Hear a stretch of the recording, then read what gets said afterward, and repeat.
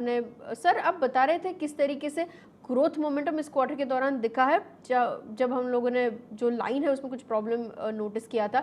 You can continue sir. ये profitability में जो स्लाइट ड्रॉप आया है उसका मेन रीज़न वन ऑफ्स थे, बट यहाँ से अगर उसको कंसिडर नहीं करते हैं, what is the kind of adjusted growth जो आपने विटनेस किया है? इंडस्ट्री एवरेज से तो बेहतर है, आई एग्री, लेकिन एक आइडिया, ये क्वार्टर के फैक्टर्स कौन से थे सपोर्टिव?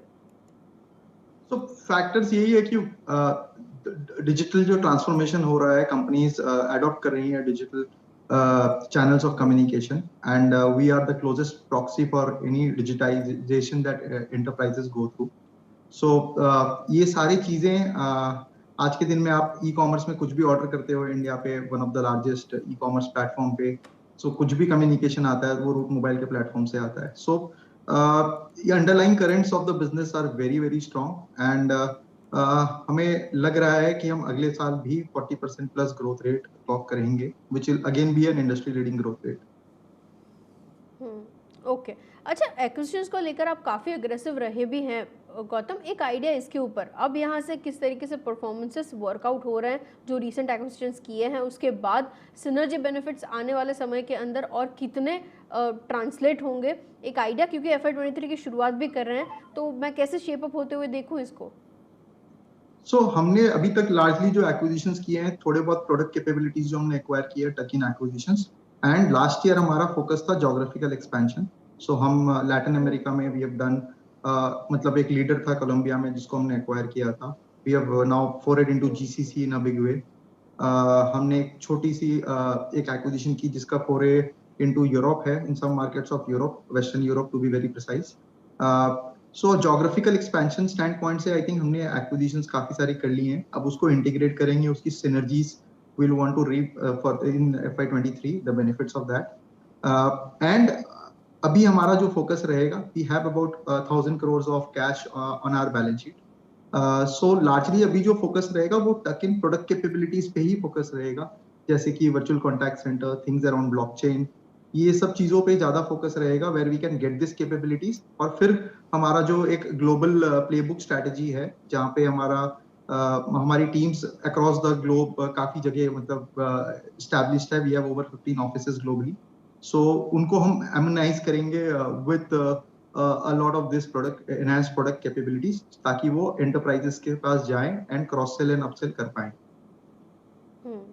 Okay, agreed. अच्छा गौतम, मुझे 2 या 3 चीज़ें माइन्यूटली समझनी है, क्योंकि आपकी इंडस्ट्री ऐसी है जहाँ पे मैं डायरेक्टली उतने डेटा नहीं ढूंढ पा रही हूँ। एक idea in terms of realisation कैसे वर्कआउट होते हुए आप देख रहे हैं, स्पेशली जब हम लोग बाकी सारे मोड्स की बात कर रहे हैं, तब ट्रैफिक इस क्वार्टर के दौरान किस तरीके से वर्कआउट हो रहा था, कहाँ पे ज़्यादा ट्रैक्शन बन रहा था, कौन से प्लेटफॉर्म के ऊपर, एक आइडिया इन दोनों के पैरामीटर्स पर आप अगर मुझे दे पाएँ।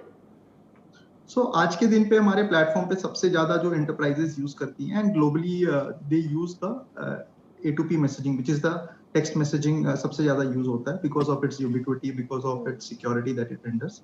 But because of data proliferation and smartphone penetration improving, the newer channels of communication like WhatsApp, RCS, voice, email, ये सब चीजें भी अब काफी ज्यादा यूज में आने लग गई हैं. इसमें ग्रोथ रेट्स SMS से ज्यादा है, वेर क्वार्टर ऑन क्वार्टर में काफी अच्छा ग्रोथ रेट दिखता है.